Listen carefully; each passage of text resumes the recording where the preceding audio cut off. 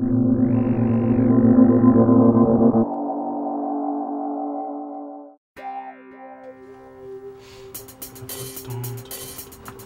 what's up, dude?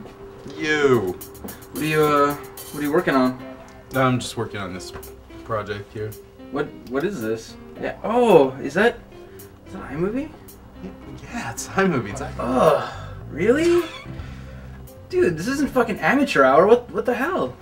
I'm not some high roller, dude. We just got laid off. Remember? I don't have a personal hey, copy man, of we're Final Cut. no, we're done. We're done here professionally.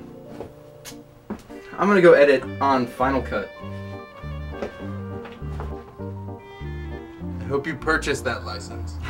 And scene. Nice. You know what though? Marker. What, like 2 more frames? Frames over? A little cross dissolve? Hurry up, let's cut this. Fade it on out. Awesome. Other people have work to do. Got it in the bag. What's going on, guys? Hey, how's it going, dude? You know, just gonna do a little bit of editing. Nice. Almost done. How's this, Almost done. It's going. You know. Oh! What just happened? You were using Final Cut, weren't you? You used the serial. Yeah, so. That's the one serial we have. It was on this computer only. You have to use iMovie when someone else is using Final Cut. But I use iMovies for amateurs. Come on now. Oh, you didn't save, did you? No. It's not my fault, guys. Come on. Dude, I can't believe you didn't fucking save. We can't keep working like this, dude. It's absurd. It's crap. Matt! We're not doing that anymore. Matt! What? Jason Bonehead Bertrand opened up Final Cut while Cesar was editing. Literally. 3 hours of Yeah, work but down the he shitter. saved. He No, saved, he right? did not save. No! Dude, what is the first rule of Edit Club? Don't talk about Edit Club. Okay, right. What's the second rule of Edit Club? Well, Apple S. Yes. But obviously. We can't keep working like this. All right, calm down. Okay, I finally convinced PayPal that we're not terrorists or drug dealers. So that money is available to us. We can go buy Final Cut. Awesome. So let's go to Apple and do that Let's right now. go get Go it. to the Apple Store. No. Not the Apple Store. We're going to Apple. What? We are driving down to fucking Cupertino, and I have a friend there. Hook up to the Apple Store. Let's go. You can drive. Fuck yeah! Sweet! Fuck yeah, Steve Jobs, one of your babies.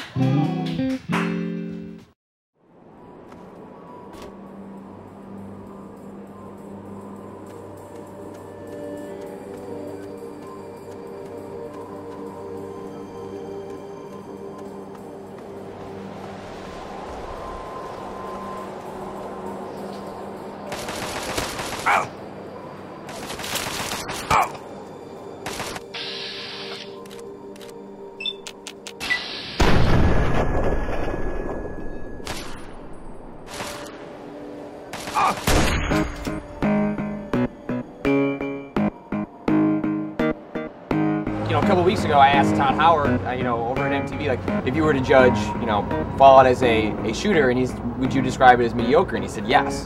And yet their first DLC is exactly that experience. I've been describing it as like the Fallout world's version of Call of Duty, which unfortunately, I don't think it's that good.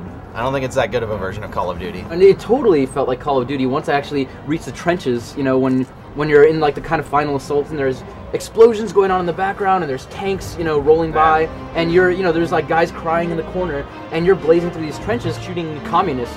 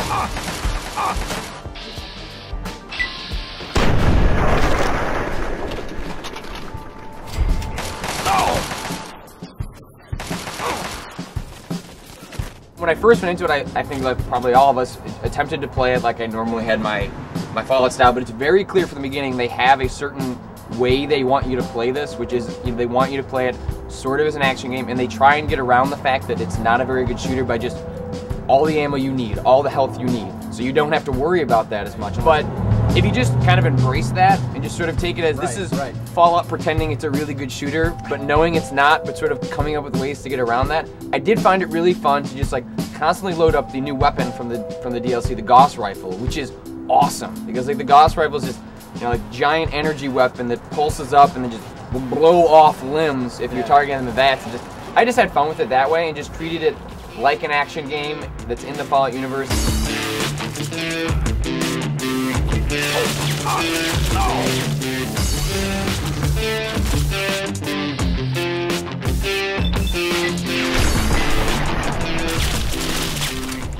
It's not until I kind of gave up the reins on the RPG element of it that I finally started to have fun with it, because I was like, okay, there's no worrying about, conserving ammo at all, which is like what almost the entire game is about, managing your ammo consumption, collecting stim packs. There was none of that. All you have to do is run into the next area and you automatically can click on, get full life, get full ammo. And so all I was doing after a while was kind of just running through, having so much fun, just like being this, treating it more like a shooter,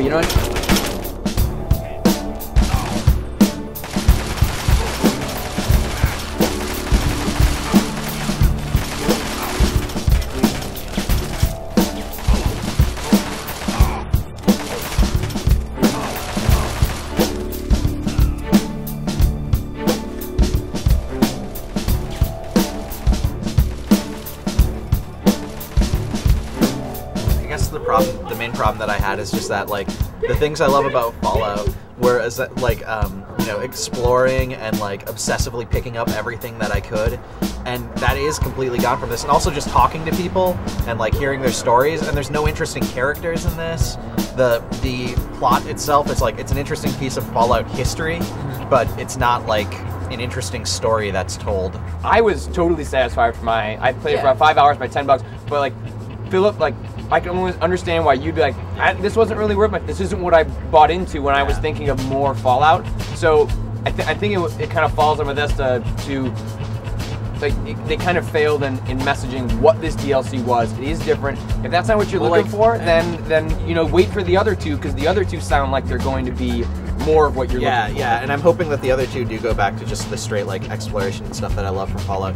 But I mean, I think it comes down to, like you said, even Bethesda, like members of Bethesda were admitting, like, yeah, the game's not a great shooter. But despite that, it seems like this DLC, they said, hey, people are saying our game's not a great shooter. Let's show them that it is a great shooter. But they don't show that. Like, it doesn't play like a great shooter. But they do a couple of interesting things. It comes up with, like, in Fallout, like, there's really aren't that many enemies that you need specific strategies for. Because the AI is, non-existent in Fallout, but that's not a big deal. That's not the reason they're playing. And the AI isn't any better in Operation Anchorage. But they introduced a new enemy type, the ninjas, the Chinese dragoons. That was ridiculous. Were really ridiculous and over the top, but they're completely camouflaged before you run into them. And so you can't just run into a room like I would normally do, hit VATS, take that time to examine where the room is, who I want to start shooting, if I want to move, if I want to pull back. The moment you walk into a room, you can see the guys, but it's going to show you they're in camo, your VATS is going to show up as 0. They've created an enemy type where you sort of did need to create a strategy for yourself. In my strategy, I was playing as sort of a heavy weapons guy. I would, run into a room, toss a grenade, let the grenade explode, then hit VATS, so I could pause, like, examine the room as their camouflage was briefly down. I was going in and out of VATS and using different strategies with VATS, which I never did when I was playing Fallout before. I was always just find VATS, wait till I get the headshot, move on. And so I thought that was at least cool that they were finding weird gameplay mechanics to toy with just in the DLC that wouldn't work in the normal game, to sort of find ways for people to play the game differently.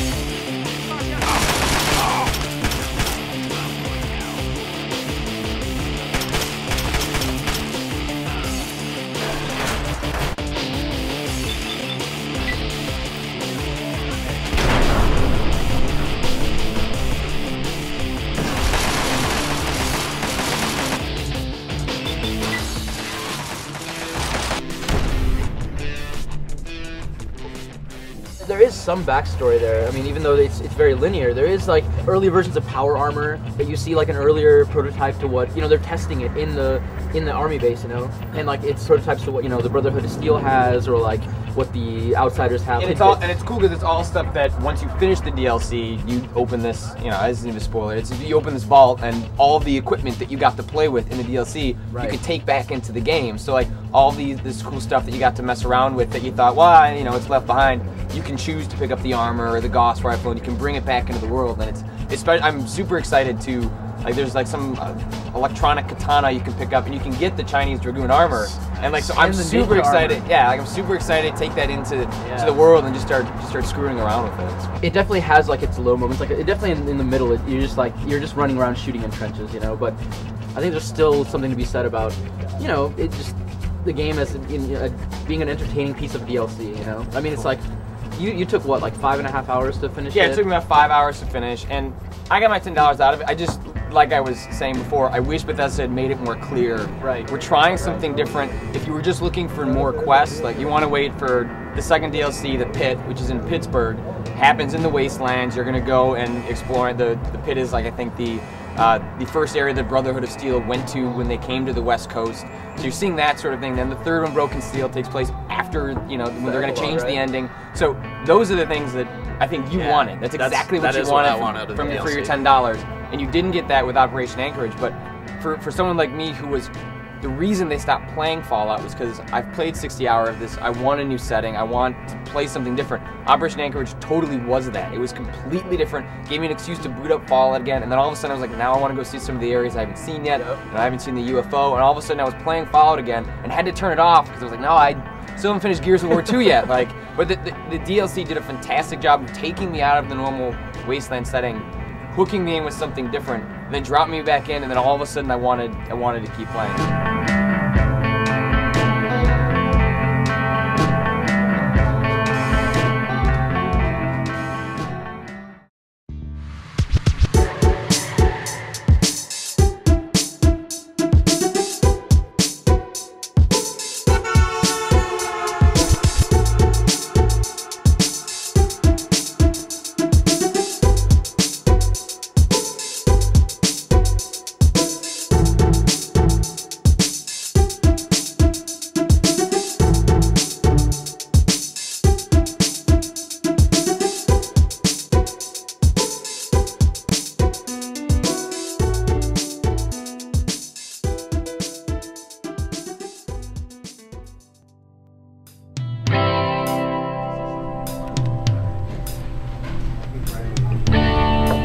Things of the Mac store. Here we go. There it is, official. We can like broadcast to everybody. I want to find I went to the Mac store and all I got was this stupid t-shirt going though.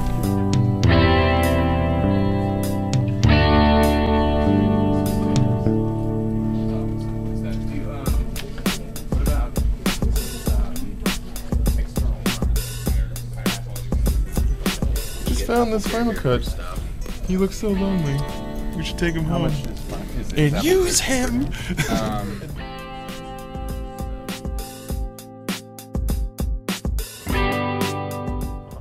Holy shit! What the fuck? We made it here.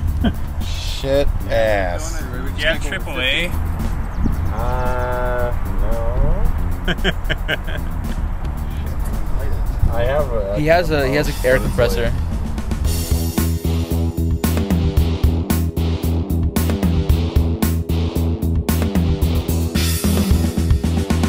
In the car before the tire goes flat.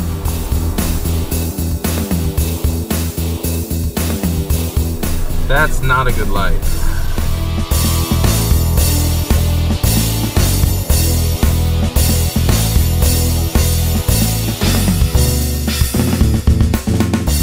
Tire purchases include free mounting, free alignment check, and free tire rotation. Oh, whoa. That's a good deal. Rob, I think this could be a blessing in disguise.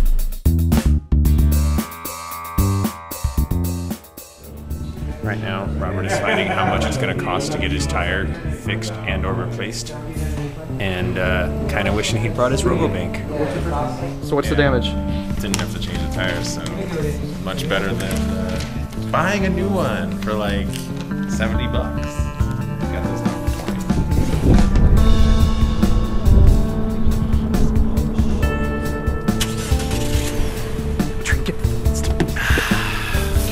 Hold on, I can't have a container. Cesar, Australian from Mexico.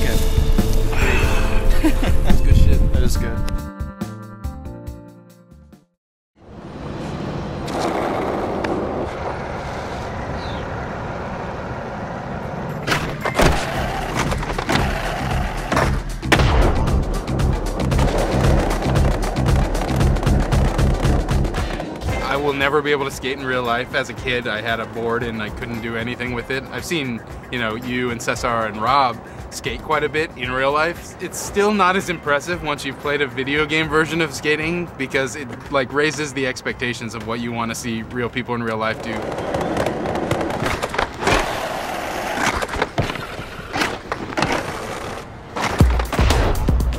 Yeah, that's what I'm talking about, baby.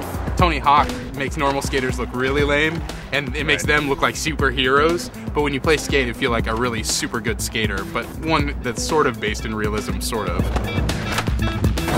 The first skate, the initial learning curve was kind of similar to what I imagined my own would be if I tried to skate. Being able to like stand on the board and go for a while is probably more than I could do to begin with, but it still felt initially playing it for the first time like this is actually a pretty good skating tutorial. Yeah. Hey, let me see you do a nice big ollie. There you go, that was the Mike Carroll pump. Alright, try this. I felt like it was communicating some of what like skating lessons would be, and I didn't have to worry about hurting myself. So going into the second game though, Skate 2, it's a bit different because I had already played the first one. I knew those fundamentals, and the game seems to me a little more catered to people who know how to do it already. They do give you a brief overview of how to skate at the beginning of Skate 2, but the tutorials are pulled directly out of Skate 1. They didn't even remake those. Do a big ollie. Hold the right stick down until your knees are fully bent, and then flick it straight up. It's actually funny, like I go into the trick list and I get overwhelmed by the amount of stuff that there's great to have that to begin with though. Oh, let's be clear, 100% thrilled that it's there. Yeah. The depth and the control of this game is like a fighting game, essentially. At any moment, the amount that you're tweaking any of the sticks in any direction is totally affecting what's going on right at that moment. What bothered me is that there were little things that I couldn't remember how to do exactly. There's one quick tutorial at the beginning of the game that shows you how pumping works. I did that tutorial and I still didn't feel like I was very good at it, so I went into the trick list to try to find how to do it there, and it's not really in there. The game's manual is terrible, like most EA manuals lately. I can't learn anything from it at all. Yeah, pumping is kind of the hardest thing to get your head around as far as like the basic things you kind of need to know. And you don't really have to do it ever as far as I can think. I mean, maybe in some of the vert competitions, but I still have a tough time with that. I'll kind of forget how to do it for a while.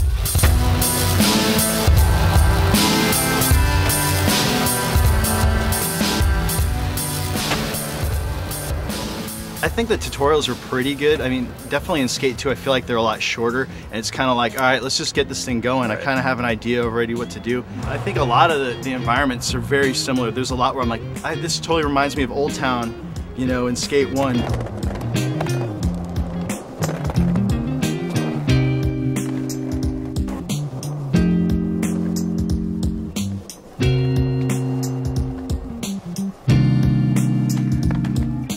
That makes me realize that I didn't play much of the first Skate, or as much as I wanted to. I'm not running into the areas that I remember distinctly from Skate 1. It all feels sort of similar. Like, I can definitely tell that it's like the same city for the most part. It's like more of like the same city but with a makeover, you know? Because like I'll look at it and be like, dude, this is that same financial district.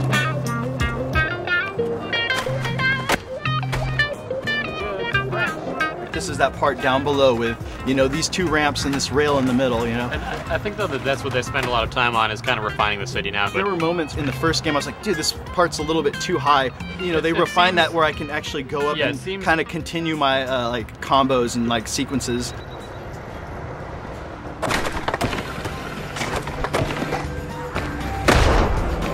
Bolts, baby, bolts. There's less wasted space as a whole, I think. In the first Skate, I'd like go in like the suburbs and I'd be like, there's a couple of blocks on end where like, I don't really know what I want to do here, so I'm just gonna get out of here. Here, it's like no matter where you find yourself in, you more or less can find something to do in the area.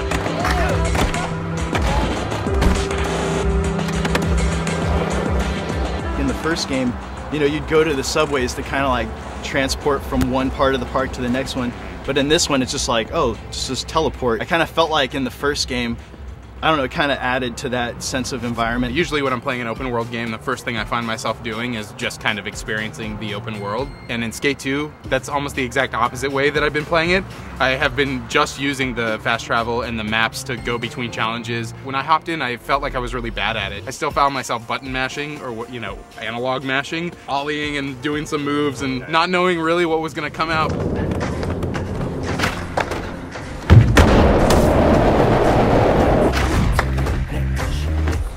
any game that requires that sort of practice, I'm refining what I'm doing now, learning the moves better, and now, just now, starting to like not fast travel directly between objectives and really like using the open world as like a playground. I think the newest thing that I love the most is probably being able to, grab a ramp and move it. It's kind of almost like this puzzle aspect I feel like they throw into the game that is like really cool.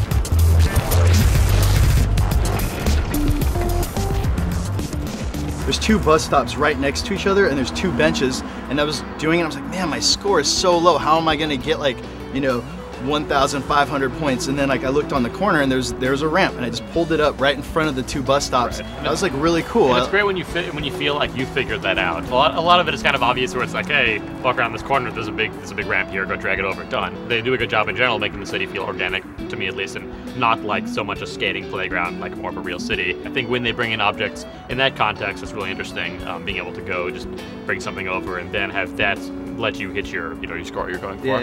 Yeah, I'd love to see some maybe downloadable content where it's sets of those where it's like, here's a bunch of pieces, fit them together, figure out how to clear the skip.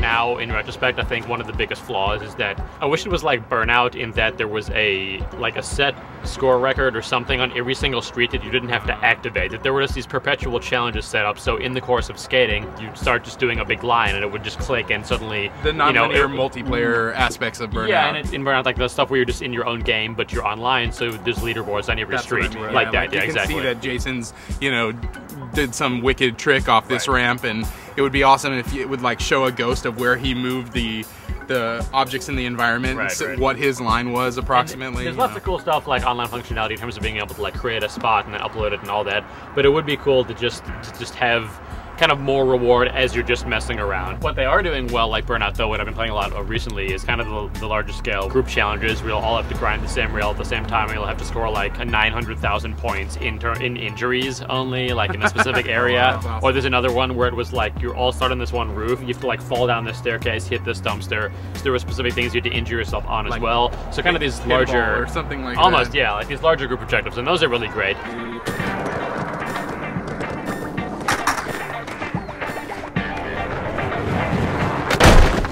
I like the mode Hall of Meat. That one really reminded me of Burnout, where it's just like trying to keep rolling and trying to keep getting more and more points and fall on your head. And that's some of my favorite challenges in the single player, is all the Danny Way missions. I don't know if you guys have done those yet, but they're all like very, very vertical, like jumping off the dam, jumping off just huge drops and trying to nail it. I think those are some of the most fun single player challenges.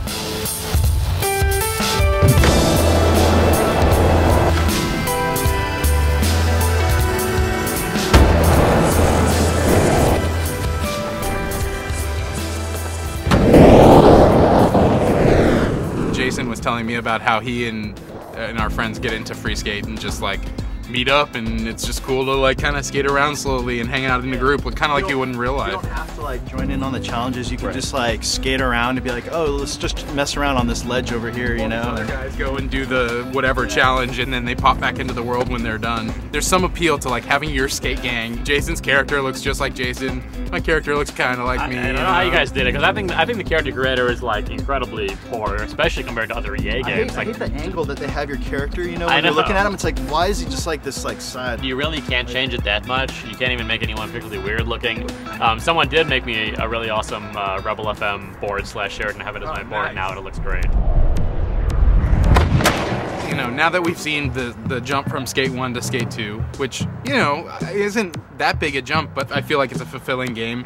I don't know how fulfilled I would feel if I had played a lot of Skate 1, and maybe you guys can tell me how you feel about that, but what do you want to see in Skate 3 now? I don't know if I need to see a Skate 3 until like the next generation of systems now, though. I mean, Skate 1 was like almost perfect, and this tries a lot of new things, nails about half of them.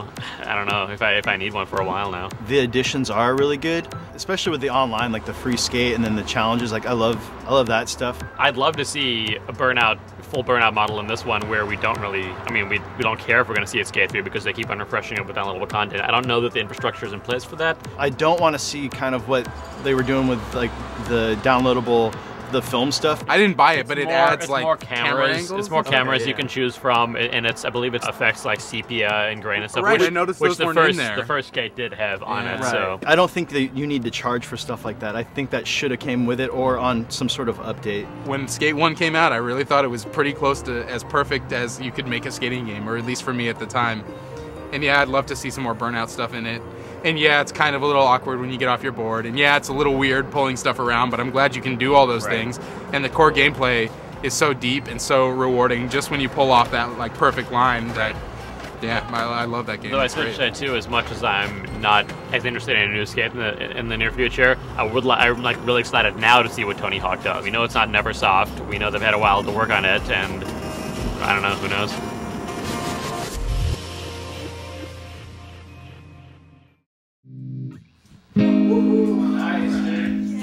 It looks so pretty. No way. Oh yeah, what do you think of that? Yeah, that's right. This That's is how we freaking roll. sweet.